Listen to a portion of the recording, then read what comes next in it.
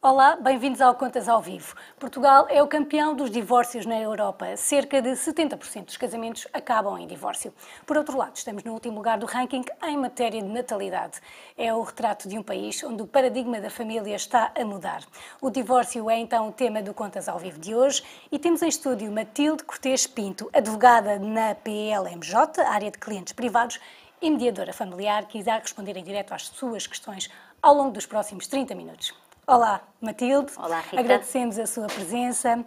Esta questão ou expressão até que a morte nos separe perdeu um pouco do seu sentido à luz destes dados. Portanto, 70 divórcios por cada 100 casamentos. São dados que não podem ser lidos de forma isolada, naturalmente, mas que nos fazem, no mínimo, refletir o que é que se passa com as famílias portuguesas. Bom, as famílias portuguesas até estão a entrar num momento em que há um paradoxo. Enquanto, por um lado, se luta muito por direitos que têm na base a sua instituição familiar, como a união de facto entre homossexuais, ou seja, acredita-se, na verdade, na estabilidade da família, por outro lado, quer-se garantir que é muito fácil acabar com os casamentos através dos divórcios e até com a dissolução de algumas uniões de facto. Nós entramos aqui num campo dual, ou seja, por um lado, nós queremos todos os direitos ao divórcio e à ruptura das relações familiares, enquanto que, por um lado, se procura que estas sejam protegidas pela lei. Isto é a realidade que nós temos atualmente. Antes de entrarmos aqui nas perguntas e dar a possibilidade à Matilde de responder às muitas questões que os nossos leitores estão a deixar-nos, gostava que começasse por explicar que tipos de divórcio é que existem e quanto é que custa um divórcio na conservatória e em tribunal. Pronto. Existem 2 tipos de divórcio, mas há 3 maneiras de eles serem tramitados. Ou seja, temos o divórcio por mútuo consentimento, em que as partes, além de estarem de acordo no divórcio, estão de acordo em relação a todas as questões que estão relacionadas com o divórcio, como sejam os filhos, o destino da casa de morada de família, a pensão ou não de alimentos ao ex-cônjuge, e se estão de acordo em relação a isso tudo, dão entrada do processo na conservatória e depois, mesmo que haja filhos, é a própria conservatória que faz chegar as responsabilidades parentais dos filhos ao tribunal para a homologação ou não do Ministério Público. Depois, se for preciso, eu concretizo melhor. Mas tudo se passa depois na conservatória. A conferência de interessados é feita na conservatória, o divórcio é decretado na conservatória. Por outro lado, ainda que haja mútuo consentimento no divórcio, os cônjuges podem não estar de acordo em relação a algum dos outros aspectos, como seja em relação aos filhos, ao destino da casa de morada de família ou pensão de alimentos, por exemplo. A pensão de alimentos é ex-cônjuge. E então o processo tem que dar entrada em tribunal. Porquê? Porque nestas questões que eles não estão de acordo, tem que haver uma autoridade judicial a suprir a falta de acordo deles. E depois há o terceiro tipo de divórcio, aquele que antigamente era chamado divórcio litigioso, mas desde a lei de 2008 foi substituída a expressão por mútuo consentimento, porque tem bastantes diferenças em relação ao anterior, e este sim tem que dar entrada em tribunal. Este processo de divórcio, dando entrada em tribunal, começa também por uma tentativa de conciliação e por tentar, não havendo conciliação entre os cônjuges, tenta-se converter então em mútuo consentimento para desjudicializar as famílias. Quanto aos custos que me referiu, os custos são bastante diferentes e não vou falar aqui de não vou falar de honorários de advogados, até porque são tipos de processos que não precisam ser acompanhados de advogados, embora, e este é também o meu papel, acho que normalmente as pessoas vão mais bem acompanhadas quando tem alguém que os consegue aconselhar nesta matéria. Na conservatória os custos são tendencialmente mais baixos, pagam-se emolumentos iniciais com a apresentação do processo na conservatória, e que são aproximadamente no valor de 280 euros, e eu digo aproximadamente porquê? Porque há várias questões que depois podem ser associadas ao processo de divórcio que acresce o custo. Os documentos. Exatamente. Temos, por exemplo, aqui uma pergunta muito rápida e simples que acabou de chegar. A remoção do apelido do marido no nome da esposa tem algum custo?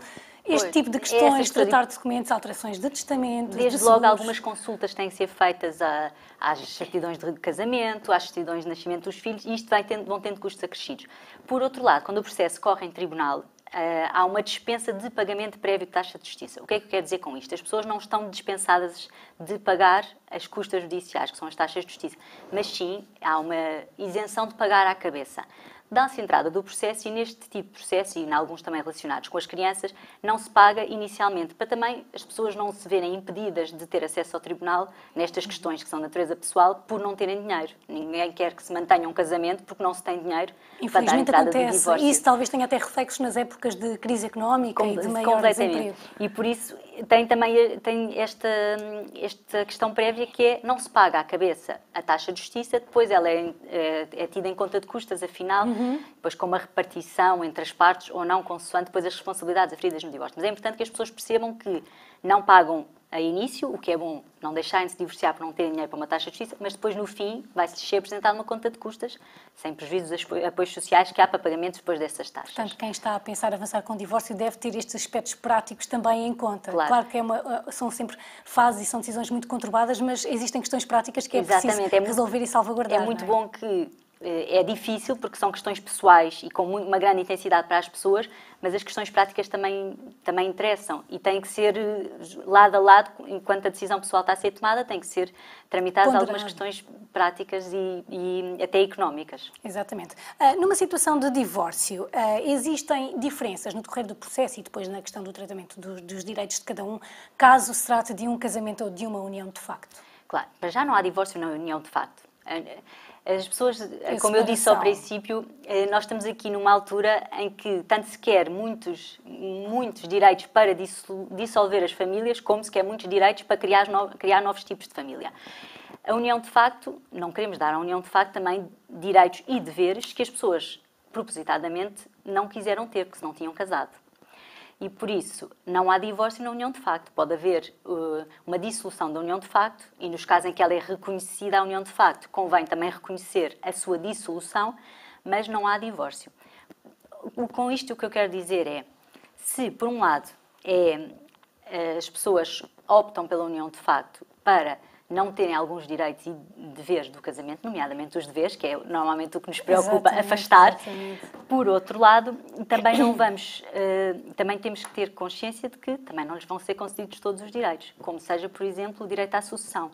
O unido, de facto, não é um herdeiro legal daquele com quem está unido. Claro que isto pode ser ultrapassado com testamentos no que refere à cota disponível, por exemplo, dessa pessoa e que se não tiver mais descendentes, não tiver mais ninguém, o testamento pode abarcar todo o seu património e assim suprimir-se, digamos, o facto do unido de facto não ser um herdeiro legal. Mas não se pode conferir todos os direitos que tem um viúvo, digamos, ou uma viúva, quando o outro morre e deixa a sua herança. Mas, por outro lado, há alguns dos direitos que são concedidos aos unidos de facto, tais como seja, em matéria laboral isto acontece muito. Por exemplo, nas empresas, duas pessoas vivem juntas, para pedir férias, têm facilidade em conseguir tirar no mesmo período. Exato. Outro caso semelhante é, até a nível da função pública, os concursos públicos faz diferença se a pessoa está unida de facto com alguém, para colocações, porque tem as questões territoriais, e por isso a união de facto tem efeitos aqui. Também para as declarações de rendimentos pode-se optar, assim como no casamento também pode, mas a união de facto podem beneficiar da declaração de rendimentos conjunta. Portanto, há assim alguns aspectos que visam proteger a união de facto, mas não a queremos equiparar a um casamento. Até porque os próprios unidos de facto, em regra, não a querem equiparar ao casamento e por isso é que escolheram esta forma de família. Exatamente. Abrir aqui apenas um parênteses para comentar aqui os casamentos religiosos. Cada religião tem a sua forma de encarar o casamento e o divórcio. Para o catolicismo, o casamento é um sacramento indissolúvel. Acha que este aspecto continua a ter peso no facto dos casamentos pela Igreja estarem praticamente a cair em desuso? Bom, Rita, permita-lhe dizer que eu não tenho essa experiência, talvez porque depende muito do sítio onde nós vivemos e das pessoas com quem nós lidamos. A tradição ainda tem peso. Ainda tem peso, exatamente. Primeiro, queria só fazer aqui uma nota prévia que falou dos vários tipos de religiões. O nosso Código Civil permite um tratamento diferenciado do casamento católico em relação às outras religiões. Isto porquê? Porque foi assinada com a Santa Sé, título de curiosidade, uma concordata que prevê esses efeitos. Isto tem interesse prático para, por exemplo, noutras religiões as pessoas têm que ir à Conservatória do Registro Civil casar-se primeiro e depois é que fazem o outro casamento, porque não tem os efeitos. Exato. Enquanto no casamento católico cá, o averbamento depois chega diretamente das paróquias para o Registro Civil.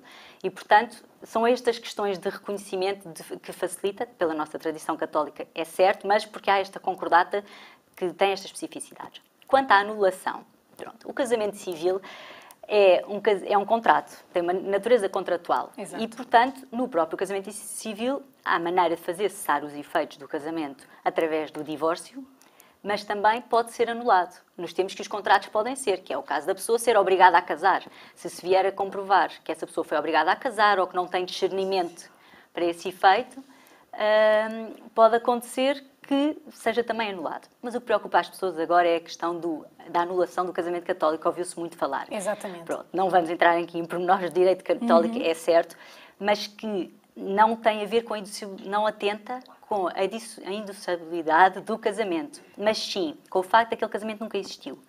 E o que acontece é que se vem declarar que aquele casamento é nulo. Por algum motivo, aquele casamento que se pensava que estava em vigor e que era válido, não foi, mas não foi desde o momento. Isto é o mesmo para os contratos, são os efeitos retroativos da nulidade. Portanto, a anulação do casamento católico não é um divórcio canónico, não tem a ver com isso. O casamento é indissolúvel na mesma para a Igreja Católica. As pessoas estão divorciadas, mas continuam casadas para sempre aos olhos da Igreja. Continuam, porque é indissolúvel. Pode ser declarado nulo nos casos em que, na verdade, esse casamento nunca existiu. Que será uma exceção, naturalmente. Claro. Avançamos aqui com mais algumas questões que gostava de introduzir. A grande parte delas tem naturalmente e compreensivelmente a ver com questões financeiras. E um dos leitores deixa-nos a seguinte questão. Em caso de divórcio, o ex-marido tem de dar pensão e esta será vitalícia se a ex-mulher estiver desempregada? Pronto. A regra, atualmente, desde a lei então, de 2008, é que não há lugar a pensão de alimentos ex-cônjuge. A lógica é, durante o casamento, um deve prover à subsistência do outro e à sobrevivência comum do casal e da família, mas depois, se for acabando o casamento, cada um trata de si. A sua vida. Exatamente, cada um trata de si. Claro que há casos excepcionais e que não são tão poucos como isso ainda, porque ainda há uma tradição no nosso país de muitas mulheres que não trabalham e que não trabalharam para se dedicarem à família e que chegam ao momento do divórcio. E nesse caso, é uma exceção. É uma exceção e pode ser aplicado, até porque a lei prevê que o obrigado a alimentos, em primeiro lugar, é o cônjuge da pessoa ou o ex-cônjuge, antes dos filhos. E, portanto, está previsto que alguém que esteve casado com outra pessoa tem responsabilidade sobre a sua sobrevivência. E, por isso, devem ser fixados. A questão do desemprego não confere um direito vitalício. Primeiro, temos que ver os pressupostos que estão na base desse desemprego. Para já, se a pessoa recebe uma prestação social, pode até receber muito mais do que o outro, porque está a receber um subsídio de desemprego elevado. Não é por si só um fundamento para receber pensão de alimentos de ex-cônjuge. Por outro, a pensão de alimentos tem que ser um cálculo feito entre aquele que vai prestar, o valor que tem disponível para poder prestar e as necessidades do ex-cônjuge, que não tem que achar que vai manter o padrão de nível que tinham durante o casamento. Portanto, isto é uma questão de sobrevivência, a pensão de alimentos. Deixe-me só dizer, Matilde, que entretanto isso já responde aqui duas questões e depois já segue o seu raciocínio. Uma delas era, no caso de um cônjuge ganhar 4 vezes mais do que o outro, esta diferença tem efeito na divisão de bens. E outra questão, num divórcio, o vencimento é um bem comum? Pronto. Vou começar pela segunda. O vencimento é um bem comum durante o casamento. Os bens comuns são durante o casamento e não durante o divórcio. Tal como tinha acabado de explicar, exatamente. Pronto. E é um bem comum. Claro que, sendo um bem comum, é um bem comum, portanto, entra nas contas dos dois. Mas quando se vai divorciar, essa pessoa não vai continuar a partilhar o vencimento com o outro. O que pode acontecer é que, quando é feita a partilha de bens, tendo entrado aquele vencimento, imagina uma conta poupança, em algum investimento que o casal fez em conjunto, depois vai ser repartido como sendo bem comum. Essa poupança que foi feita, por exemplo. Mas o vencimento, eu achei graça quando pôs a pergunta, porque o vencimento não é bem comum no divórcio, é no casamento, como todos Obviamente. os bens. Pronto. Quanto à outra questão que fez, que tinha também a ver com a partilha dos bens depois do casamento, é alguém que ganhou muito mais do que o outro durante o casamento. E tem a ver com o que falámos há bocadinho, que ainda temos a tradição de haver muitas mulheres que não trabalharam durante muito tempo, ou que não se dedicaram a mais qualificações e que trabalhavam menos. Em prol da família. Exatamente. E por isso está previsto que possa haver uma compensação. Falo das mulheres, claro que pode acontecer o contrário, mas é a tradição que nós temos. Pode haver uma compensação na altura de que é feita a partilha e na altura do divórcio e depois da partilha, pode haver uma compensação dessas pessoas para equilibrar as contas, tendo em conta que dedicaram tempo, e tempo é dinheiro, não é? Exato. Que dedicaram o seu tempo à família. Muito bem, antes de avançarmos aqui para um tema muito sensível, as crianças, gostava de colocar aqui mais uma outra questão. Então, um casal divorciado há mais de 1 ano e meio não fez partilhas da casa. O outro elemento ficou com a casa onde reside agora com os filhos. Este leitor pergunta quem irá avaliar o imóvel se pedir partilhas e diz que outra pessoa alega que não tem dinheiro, não trabalha, não vai comprar nem vender e o caso vai arrastar-se durante anos. Bom. O que é que pode aconselhar este leitor a fazer? É um facto que o caso pode demorar anos a ser resolvido. Aqui estou a partir do princípio que se calhar isso é o único bem do casal. O único bem, em termos de é aquele que preocupa. Que preocupa, este exatamente. leitor, E que é normalmente a realidade que temos, que é a casa, onde foi feito o investimento quase todo da família, e, portanto, é o bem que têm. Mas estamos a falar do ativo, não nos podemos esquecer também ao passivo. As partilhas de bens são compostas pelo ativo e o passivo, e normalmente a aquisição de um imóvel tem um empréstimo bancário associado. Pronto. Portanto, os bens aí já passamos a ter dois. O ativo e o passivo, o imóvel e o empréstimo bancário. Quanto à avaliação, a avaliação do imóvel pode ser pedida a entidades externas, mas para efeitos de partilha, o mais habitual até é usar o valor patrimonial tributário, que é aquele que é fixado pelas finanças, que é um valor de referência e que pode ajudar a fazer a divisão. Por outro lado, é com base nesse valor que depois é feita a tributação do imóvel. Portanto, mesmo que as partes digam que o valor vale metade do que está no valor patrimonial tributário, esse valor vai ser sempre considerado como o mínimo para efeitos de tributação. Portanto, é um valor bom para ter como referência. O facto de ele estar a trabalhar ou não estar a trabalhar não influi em nada aqui. A não ser que depois pode não ter possibilidade de compensar o outro, não é? Imagino que esta senhora vai ficar, ou o senhor vai ficar com a casa, não trabalha, como é que vai compensar o outro pela sua parte? Porque isso depois, a compensação que é feita pelo pagamento das tornas, não é? Mas então, provavelmente quem ficar com o bem também ficou com o empréstimo bancário. Pode ser que isso dê para compensar uma coisa e outra. As tornas podem ser depois executadas judicialmente. Ou seja, a pessoa pode não trabalhar, mas pode receber algum tipo de prestação social, que possa ser penhorada ou não. Exato. Pode ter outros bens, pode depois vir a herdar dos seus pais. Portanto, há sempre maneira de nós depois irmos cobrar esse crédito que o cônjuge pode ter em relação a ele. Por outro lado, quem ainda diz em relação a isso que essa pessoa que faz a pergunta pode pôr desde já um processo de inventário. Não precisa do outro, não precisa da ajuda do outro. Ela é parte interessada, portanto tem legitimidade para dar entrada do processo de inventário. Processo esse que atualmente é feito nos cartórios notariais.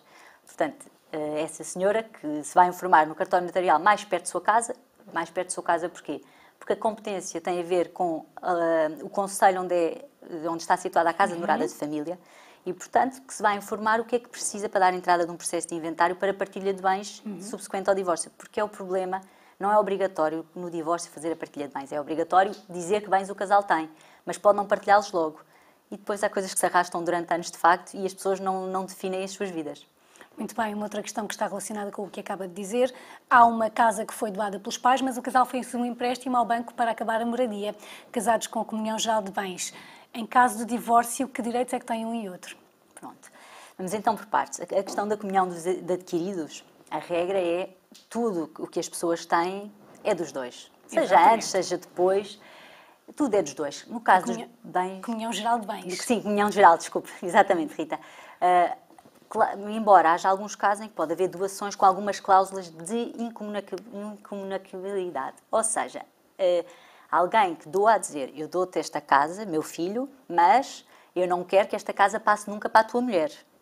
Isso é possível. Isso é possível. Mesmo que te cases, seja qual for o regime de bens do casamento, isto é possível. Claro que isto depois, para efeitos de terceiros, é bom que isto esteja registado. Mas pronto, isto é possível.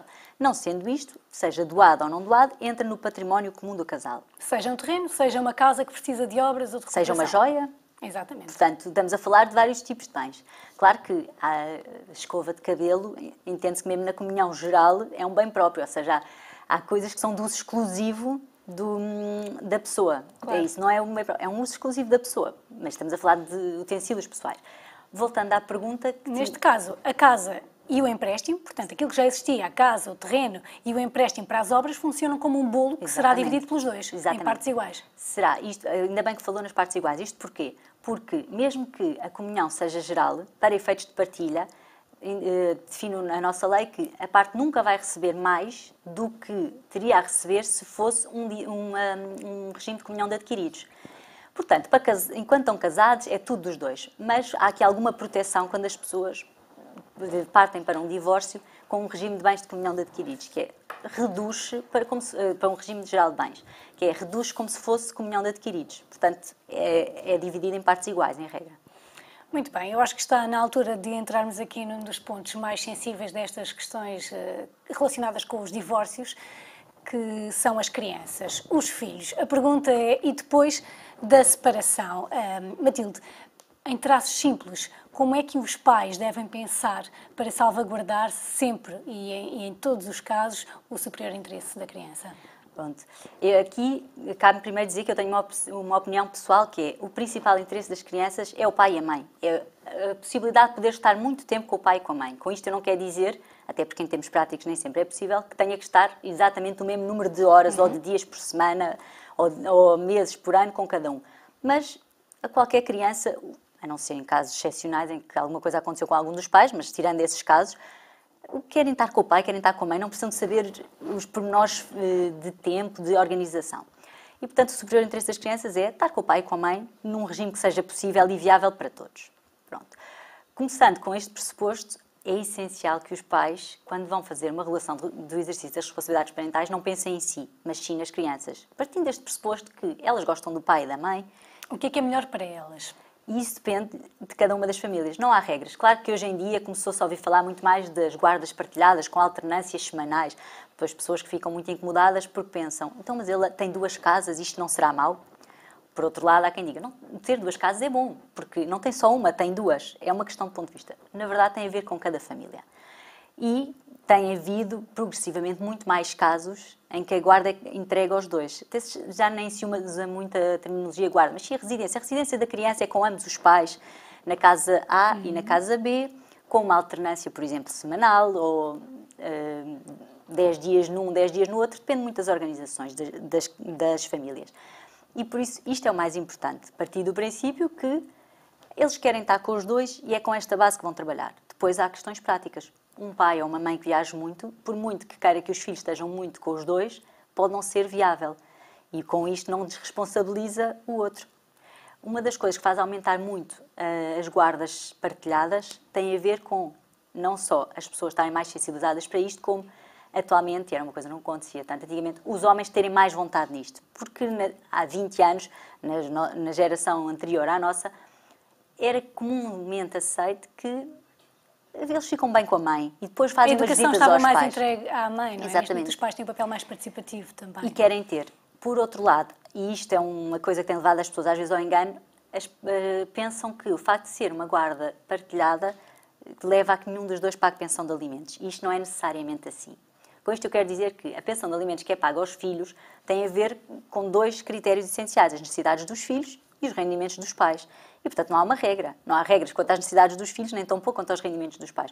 Portanto, ainda que haja uma guarda quase equiparada de tempos, ou seja, no caso de uma semana com um, uma semana com outro, tendo um dos pais um rendimento muito superior e até menos despesas, porque quando saiu de casa não teve que ir comprar uma casa porque tem uma casa de família, portanto pode não ter uma despesa com um arrendamento ou com um empréstimo bancário desde o início, pode levar a que, ainda que esteja o tempo da criança totalmente distribuído entre os 2 pais, um deles tenha que pagar a pensão de alimentos. Pronto. Isto tem a ver com os novos modelos de guarda que têm sido aplicados. Isto já existia há mais tempo, só que começou-se a banalizar e as pessoas começaram a querer estar mais interventivas na vida das crianças. E já agora deixe-me introduzir aqui uma questão que está relacionada também com este tema. Não éramos casados, mas temos uma filha, estamos separados e com o primeiro acordo validado pelo juiz. Que hipóteses tenho de requerer a guarda conjunta sem o acordo da mãe? Requerer pode sempre requerer. O conseguir ter essa guarda conjunta vai depender de muitos fatores. Ou seja, vai depender primeiro de há quanto tempo é que foi feito esse acordo. Porque se um acordo foi feito na semana passada, houve uma alteração superveniente das circunstâncias que vem justificar, ou não fará grande sentido dar-se neste momento a entrada de um processo de alteração. Se a prejuízo disso, a verdade é que tem que se ver quais foram os fatores que levaram à atribuição da guarda a um só. Muitas vezes pode ter a ver ficando com a mãe, com a idade da criança. Isto é uma coisa muito típica portuguesa, que é as crianças ficam com as mães porque estão muito dependentes da mãe e, portanto, fazem-se os acordos assim, mas mais tarde percebe-se, não, até é bom estar mais tempo com o pai. O local de residência, tem a escola por perto, tem uma estrutura familiar que pode apoiar. E esse era o ponto que eu ia dizer a seguir, é ver em termos práticos se é viável fazer essa guarda, porque pode haver muito boas intenções, mas se um vive em Lisboa e o outro vive em Sintra, se calhar com uma criança pequenina, a escola ou é a meio caminho, ou pode complicar muito a vida do dia-a-dia da criança. Outra questão é, dando entrada do processo, à partida, estamos a partir do princípio que essa mãe não vai dar o acordo. Portanto, ela vai ser chamada e os dois vão ser chamados para explicar as motivações pelas quais o pai quer essa alteração e a mãe não quer essa alteração. Outra coisa que pode acontecer, e eu sei que tínhamos uma pergunta relativamente a isso, é a questão das crianças aí no meio. Vai depender muito da idade também do seu filho, da pessoa que fez a pergunta, porque para uma criança de 2 meses, se calhar, a guarda alternada pode ser complicado, portanto, realmente dependente da mãe. Para uma criança de 16 anos, pode fazer todo o sentido. Ou não, se está há 15 anos a viver com a mãe. Até pode ser estranho mudar nesse momento, ou até ser uma oportunidade para se mudar para a casa do pai, para fazer uma distribuição do seu tempo diferente. Portanto, cada caso é um caso e deve ser avaliado internamente. Tem que ser, cada família é uma família. Não é? Mas pode sempre requerer, e aí tem muito a ver com as motivações também que esse pai tem para querer que o seu filho passe mais tempo consigo. São sempre atendíveis se forem no superior interesse da criança, claro. Exato, uma questão muito prática. Os meus filhos moram comigo, posso mudar de cidade e preciso de pedir autorização ao pai? Pronto, posto isso, a partir do princípio que têm um regime de responsabilidades parentais conjunto, ou seja, que as questões de particular importância relativamente aos filhos têm que ser tomadas pelos dois, mudar de casa é uma dessas. Portanto, não havendo acordo, pode ser sempre pedida uma autorização ao tribunal. O que eu sugeria era falar com o pai dessa criança e dizer: eu quero mudar para este sítio, tens alguma coisa a opor ou não? Mas, para além disso, há outra questão que tem que ser tida em conta: quais são os convívios que essa criança tem com o pai? Porque se for um viver para Braga e outro no Algarve e tinham convívios todas as quartas-feiras, todos os sábados, se calhar torna-se inviável. Pode-se ter que levar a uma redistribuição do tempo e reestruturação dos convívios com o outro pai. Tem que ser em resposta à pergunta diretamente, sim, tem que os dois tomar essa decisão, preferencialmente de acordo. Se não estão de acordo, isso faz-se através de um processo de alteração da residência da criança. Muito bem. Agora, apelando um pouco à sua experiência enquanto mediadora familiar, como é que os pais devem comunicar o divórcio aos filhos, Matilde? Como aí também, cada caso é um caso, cada família é uma família. Mas, preferencialmente, qual é a situação ideal? Vai depender muito da idade das crianças e da situação de conflito latente que existe e que seja do conhecimento das crianças. Isto porquê? Porque há pais que têm um conflito enorme, mas que as crianças não têm a menor noção disso. E ainda bem, mas que implica uma justificação, se calhar, maior perante as mesmas do que vai acontecer. Porque uma aparência de uma família que está ótima, um dia dizer, mas o pai e a mãe vão se separar, pode até ser mais complicado. Isto deve ser tem que se ter muito em conta a idade das crianças e a situação dos pais e a relação que têm com elas. Idealmente devem falar os dois com os filhos. E isso é das únicas coisas que há exceções, mas isso é a regra. Se os dois são os pais, os dois devem falar com os filhos. Se calhar, no mesmo momento ou não, consoante as idades dos vários filhos, porque falar com uma criança de 2 anos e falar com uma de 14 é diferente, mas tendencialmente também se deve tentar que os filhos estejam juntos, porque apoiam-se uns aos outros e estão ali, nesse momento, também em conjunto a receber a notícia. Mas também sem dramas. Acho também importante que não se dramatize isso, porque são novas formas de famílias, é mostrar às crianças que a família se vai reestruturar de outra maneira. Vemos muito, atualmente, o conceito, entre aspas, de novas famílias, não é? O pai e a mãe, de repente, transformam-se, depois de divorciados, nos melhores amigos. Sim. E aquela situação toda da gestão das crianças e das rotinas funciona realmente muito bem. É uma situação muito comum. É muito comum.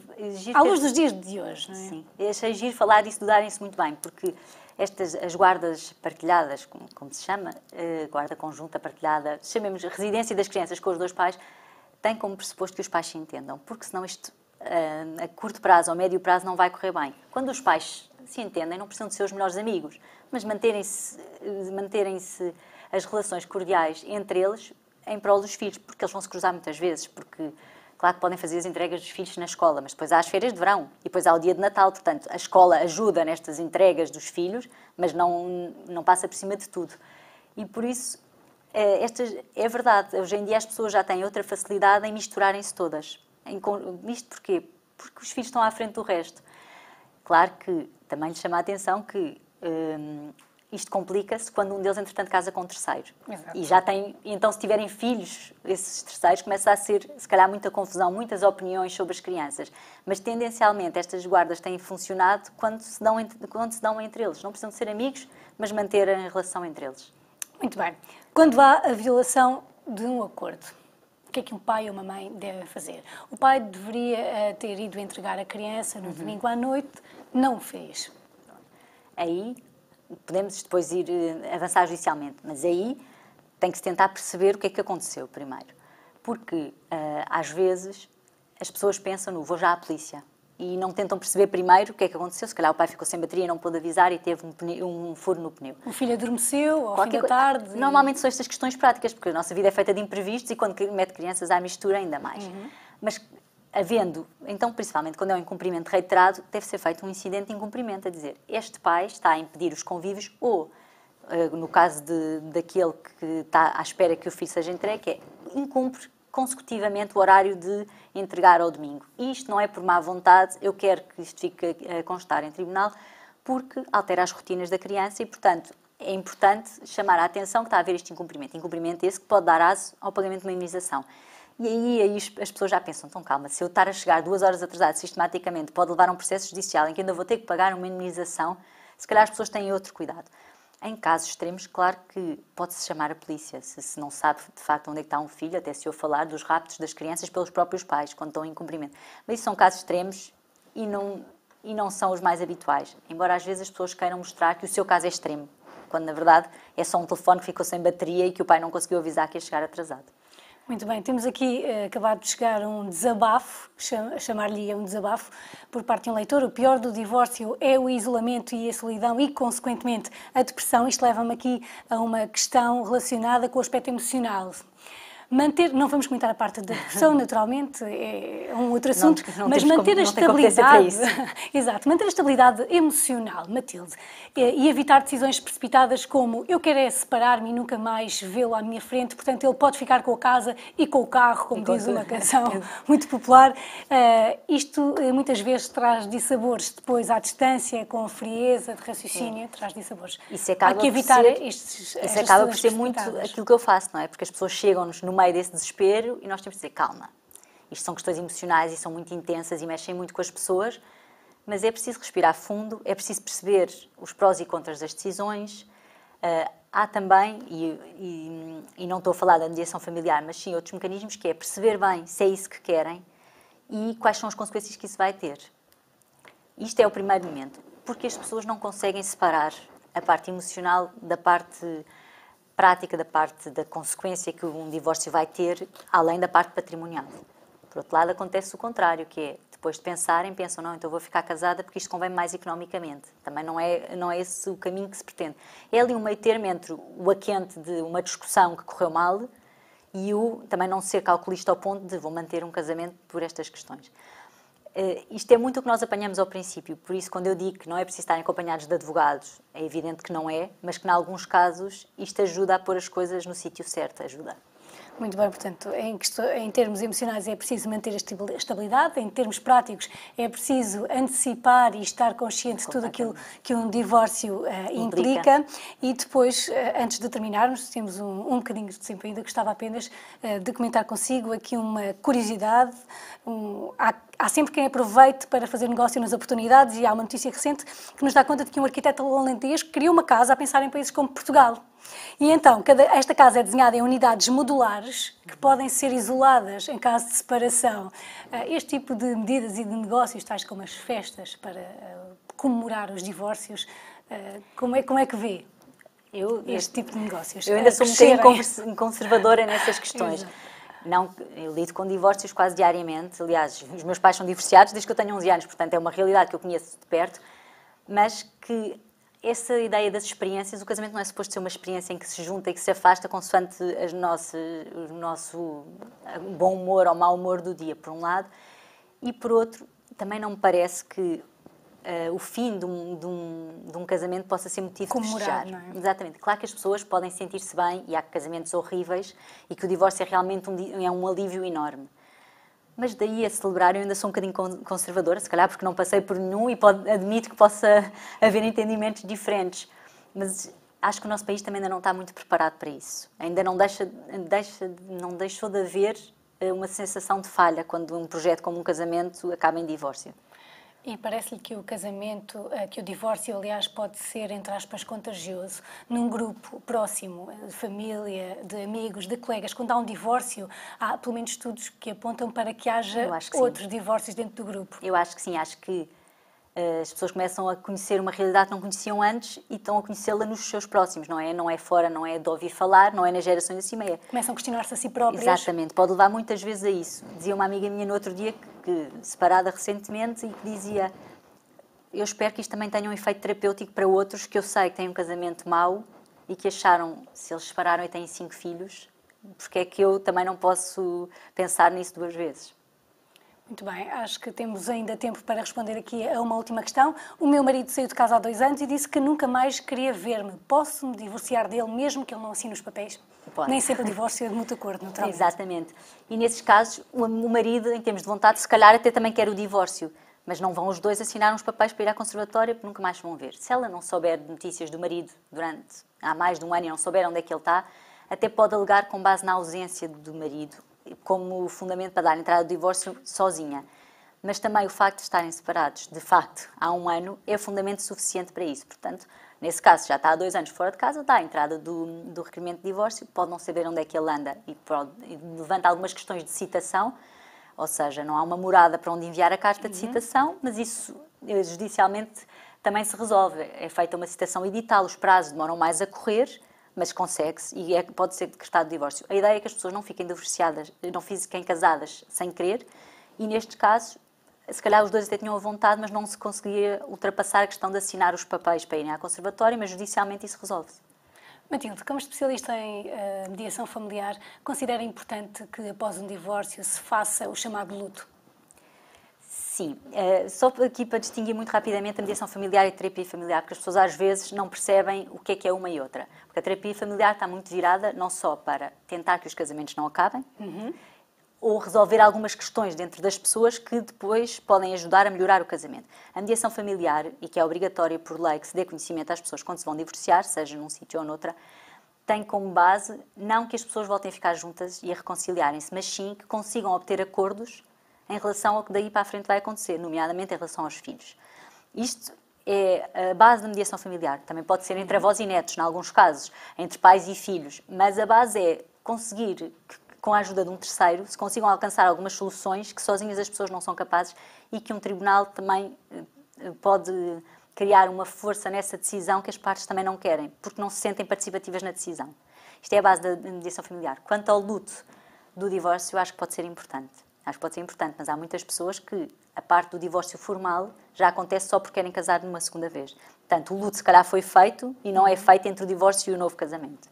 Aqui a intervenção de um especialista, naquela altura em que as pessoas começam a pensar que o casamento não está bem e começam a pensar em divórcio, a intervenção do especialista pode funcionar e fazer com que, que a situação seja recuperada. Funciona. A nível de terapia familiar, eu sei porque eu, como mediadora familiar, acabo por apanhar pessoas que tiveram primeiro em terapia familiar, não conseguiram reconciliar-se, mas estão abertas a fazer um acordo e, portanto, a resolver as coisas a bem. Muito bem. Matilde, este tema dá pano para mangas, mas infelizmente o nosso tempo chegou ao fim. Esperamos então ter conseguido esclarecer as suas dúvidas em relação ao tema do divórcio. Agradecemos aos espectadores que nos acompanharam e a todos os leitores que deixaram as suas questões. Se a sua pergunta não teve resposta ao longo desta conversa, fique atento à sua caixa de correio eletrónico, porque no Contas ao Vivo você pergunta e nós respondemos. Muito obrigada, Matilde. Obrigada, Rita. Até breve. Boa tarde. E até breve também, sim. Boa tarde.